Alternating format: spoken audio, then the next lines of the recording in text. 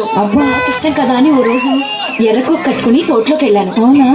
బావ తోటలో నా కోసం ఎదురు చూస్తున్నాడు. ఎర్రకోకలో నన్ను చూడగానే బావ కళ్ళు చికేలు మన్నాయి. బావని చూడగానే నా ఒళ్ళు జిల్లు మంది. అటు పక్క బావ, ఇటు పక్క నేను. మధ్యలో సర్రని శబ్దం అయింది. బుస్సుని పాము పడగెత్తింది. కళ్ళు రెండు గట్టిగా మూసుకున్నాను.